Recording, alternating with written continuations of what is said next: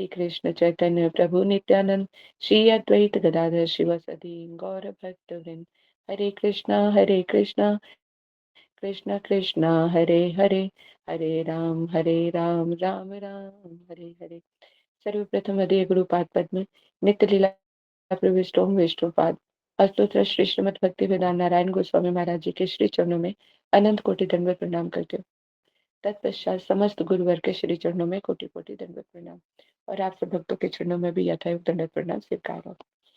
Babita, class के बाद मैं आपको कॉल करती हूँ, ठीक है? हाँ, कल भी जो है 2-3 लोग नए लोग जुड़े हैं इसमें, तो थोड़ा सा हमने इसको जो है पहले अध्याय से शुरू हमने वैसे तो 5 श्लोक तक कर लिया था। इसमें न्यू है जिन्होंने अभी कहते कि कल की क्लास अटेंड नहीं करती, कोई ऐसे लोग हैं? अगर हैं तो हाथ खड़ा करें। मैं हूँ न्यू। मैं न्यू। हरे कृष्णा। संगीता। अच्छा, चलो, तुम्हारे लिए तो कुछ ना कुछ करना ही अच्छा, हाँ, दिशा सिंह भी है, थोड़ा चलो ठीक है। चलो बहुत अच्छा है, आप लोग हरे टाइम पे कृष्ण दीदी, क्लास में क्या आ क्या कौन सा ग्रंथ पढ़ा रहे हो दीदी? हरे कृष्ण दीदी, कौन सा ग्रंथ पढ़ा रहे हम हो? लोग बता रहे हम लोग अच्छा ठीक है। इंदु दीदी आप बंद कीजिए पहले, इंदु नगर कोटी दीदी। हाँ, और दूसरा जो है ग्रंथ मेरे पास आ गया है, मैं 6-7 ग्रंथ लेकर आई हूँ। गोविंदपुरी में तो 2-3 जो है, मैं मुझे कल जाना है गोविंदपुरी, तो वहां पर मैं 2 ग्रंथ तो पहुंचा दूंगी। बाकी जिन्होंने लेने हैं वो मुझसे पोर्टर करवा लो, जो स्टॉक कैलाश वाले वो तो घर से ही पिक कर लेंगे। तो जो जिसको जैसे जैसे लेना है वो आप लोग ले सकते हो, ठीक है? हम लोग ने श्रवण किया जैसे महाप्रभु जो है ना, महाप्रभु की शिक्षाएं हमारे लिए बहुत बहुत बहुत इम्पोर्टेंट है, क्योंकि उन्होंने एक तो सबसे बड़ी बात है कि वो कृष्ण है और अपनी भक्ति की शिक्षा दे रहे हैं हमें। भक्त स्वयं भक्त बनकर भक्त का आचरण करके शिक्षा दे रहे हैं। तो ये सारी शिक्षा और महाप्रभु की एक एक बात जो है हम साधकों के लिए बहुत बहुत ज्यादा जरूरी है। तो उनके जो गूढ़ विचार हैं, जो उनके शिक्षाएं हैं, उनको हृदय में धारण करके तभी हम अपनी भक्ति के लक्ष्य को प्राप्त कर सकते हैं। अगर हमने उन विचारों को अपने हृदय में नहीं ग्रहण किया, नहीं ढंग से श्रवण किया और उस रास्ते पे नहीं चले, तो फिर हमारा कोई लाभ ही नहीं है ना? तो इस तरह से जो है, नहीं तो फिर संसार और हम में फिर कोई डिफरेंस नहीं रह जाएगा। इसलिए मैं चैतन्य चरितमृत जो कह रहे हैं ना, कहते हैं सार का भी सार स्वरूप है। जैसे श्रीमद् भागवत का सार स्वरूप क्या है, श्री बृहद भागवतम, कि किसकी और कैसे पूजा करनी है उसमें बताया है ना। सर्वश्रेष्ठ भक्ति क्या है और सर्वश्रेष्ठ जो है इष्ट कौन है, उनके बारे में बताया। तो सर्वश्रेष्ठ भक्ति तो ब्रज गोपियों की भक्ति बताई है ना, ब्रज भक्ति बताई। और सर्वश्रेष्ठ जो है कृष्ण है, क्योंकि कृष्ण से ऊपर कहीं कुछ है ही नहीं। कृष्ण को पूज लिया मतलब सब कुछ पूज लिया।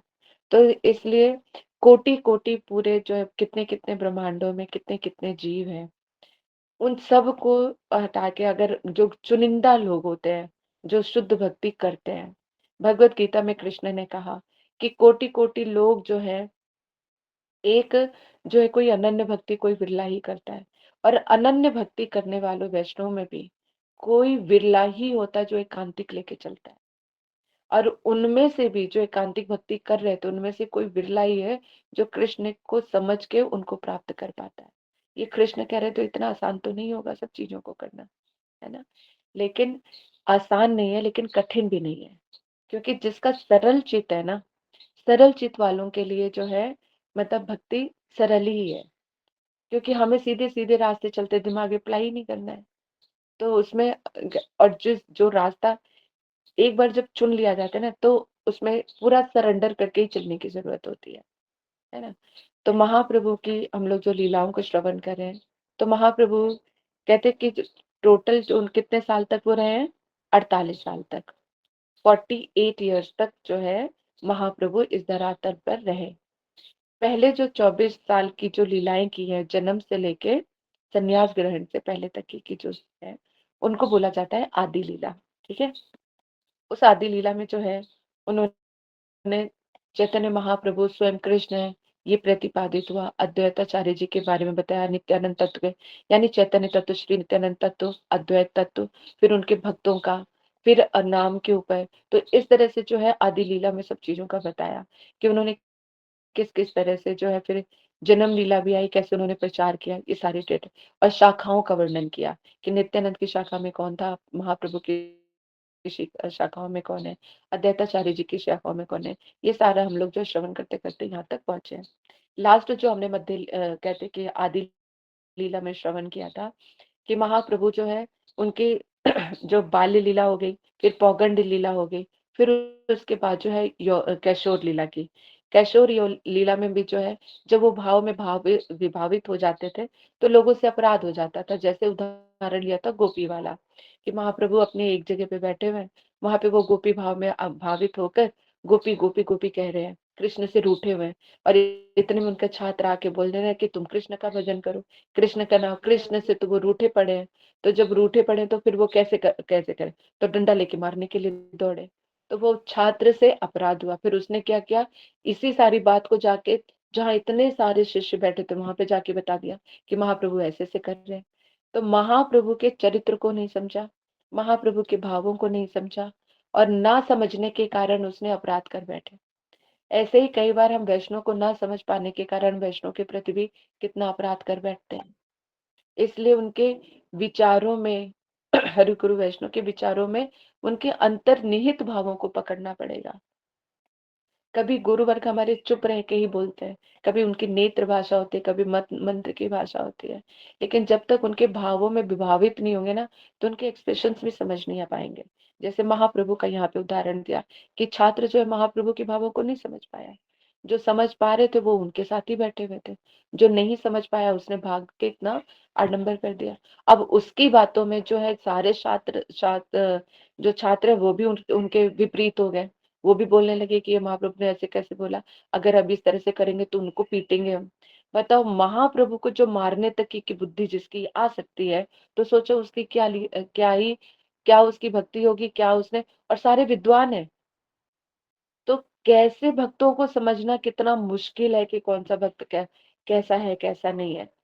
तो जितने जो वो पढ़ रहे थे छात्र, अच्छे खासे विदूषक थे, इतने अच्छे विद्वान थे, फिर भी उस लड़के के बालक के उसमें आके जो है उन्होंने इस तरह का कार्य किया, महाप्रभु के ऊपर ही अपलोग लगा दिया, और कहा कि अगर तू दोबारा इस तरह की हरकत की तो महाप्रभु को पीटेंगे। तो जिसकी मति यहाँ तक बिगड़ सकती है सोचो, तो फिर कौन कौन सा जीव कहाँ पे क्या ही कर सकता है ना। इसलिए हमारी मति का तो फिर अंदाजा ही नहीं लगाया जा सकता। जब महाप्रभु के टाइम पे भी ऐसे थे, तो कहीं पर विरोधाभास मिलेगा, कहीं कोई आपको अप्रिशिएट करेगा, कोई आपको जो है आपको बदनाम करेगा, कोई कुछ बोलेगा। लेकिन इस बात में जो सबसे बड़ी बात होती है, खुद का ठीक रहना।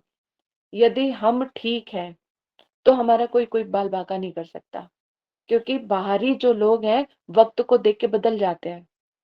यदि हम खराब है तो फिर तो कोई कोई उसको बचा ही नहीं सकता, है ना। तो मेन चीज है कि खुद की नजरों से ना गिरे और ठाकुर जी की नजरें। तो वक्त अपने आप, जैसे सूर्य चमकता है लेकिन बादल आ जाते हैं, तो बादल आने से ये थोड़ी ना कहेंगे कि सूर्य को ग्रहण लग गया है। जैसे बादल छट जाएंगे तो सूरज फिर से चमकेगा। इसका मतलब सत्य वस्तु को, सही वस्तु को कभी कुछ नहीं होता। कुछ अंधेरे बादल आ जाते हैं, कुछ काले लोग घेर लेते हैं, गलत चीजें आके उनको आच्छादित कर देती है, लेकिन उसका गुण वैसा का वैसा ही रहता है ना। तो कि ये सारी देखो, ये सब चीजें यहाँ पर भी कितना, ईस्ट ऑफ कैलाश में भी कितना बतंगड़ बना था, सब चीजें तितर बितर हो गई, लेकिन स्टिल शुद्ध भक्ति अपनी की अपनी ही जगह रही, छात्र अपनी जगह जगह जगह ही रहे। क्योंकि जब कर नहीं तो डर नहीं, सीधी सी बात होती है। चाहे दुनिया कुछ भी कहती रहे, कितने ही अपलोग लगाए, कितनी ही बातें करे, उससे कोई नहीं। अगर तुम ठीक हो तो तुम्हें भयभीत होने की डर ही नहीं है। क्यों? स्वयं कृष्ण कहते हैं, मेरे भय को कोई भक्त नहीं, मेरे भक्त को कोई डर नहीं। तो किस बात का डर फिर, है ना। तो ये सब चीजें चलती हैं, जहां अच्छाई है वहां पे बुराई साथ चलती है। बुराई उसको ढकने की कोशिश करती है कि ये अच्छाई ना हो, नेगेटिव एनर्जी पहले वो करते हैं। जो काम को बिघ्न में डालने की कोशिश करे या वो सब, तो समझ लेना चाहिए कि नेगेटिव एनर्जी काम करे। वहां पे शांत रह के हमें पॉजिटिव तरीके से सारे काम करने होते हैं, क्योंकि ठाकुर जी का काम कभी भी गलत नहीं होता। और उसमें जो करने कराने वाले होते हैं, अपनी-अपनी सबकी नीयत होती है। क्योंकि सभी ही कलुषित है, सबका हृदय ही कलुषित है। अगर हम सोचे, मैं तो अभी तक अपने उसमें ये सोच के चलती हूँ कि जिस भी परिस्थिति में हूँ, लेकिन अभी भी बहुत दोष है। मुझे तो अपने अंदर ये दिखाई देता है, बहुत दोष है अभी। अभी और प्यूरिफाई करना है और मतलब उस चीज़ को करना है। नहीं तो ये सब चीज़ें अनुभव में नहीं आने लग जाती। तो अभी एक तरह से तपस्या भी चल रही है, क्योंकि भजन के साथ-साथ सेवा ज़रूरी है। सेवा नहीं करेंगे तो चित्त का शोधन नहीं होगा। चित्त का शोधन नहीं होगा तो कृष्ण कहाँ आके बैठेंगे हृदय में? उनको मेरा, मेरा हम कहते थे, क्या हम उनको अपना समझ भी पाते हैं? नहीं है। सारी चीज़ें में जैसे उस दिन हम लोगों ने आईना ही देखा अपना, काम, क्रोध, लोभ, मोह, मत्सर सब तो भरा हुआ है हमारे अंदर। कहाँ खाली है बताओ? तो कैसे आएँगे ठाकुर जी? तो जब निस्वार्थ भाव से सब चीजें होंगी, सब चीजों को सहन करते हुए चलेंगे, तब जाके कहीं हमारे हृदय में हमारे जो है ये शास्त्र हमारे हृदय में बैठेंगे। नहीं तो यहाँ से सुनेंगे और यहाँ से निकल जाएगा, है ना? इसलिए हमें इन विचारों को बड़े ही आराम से लेके चलना है।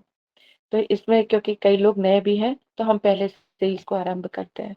अब आए हैं मध्य लीला में। अभी तक तो हमने सारे तत्व सिद्धांत को यहाँ से सारी शिक्षाएं शुरू होती है। महाप्रभु ने सन्यास लेके सन्यासियों को कैसे रहना चाहिए उसका उन्होंने शिक्षा प्रदान की।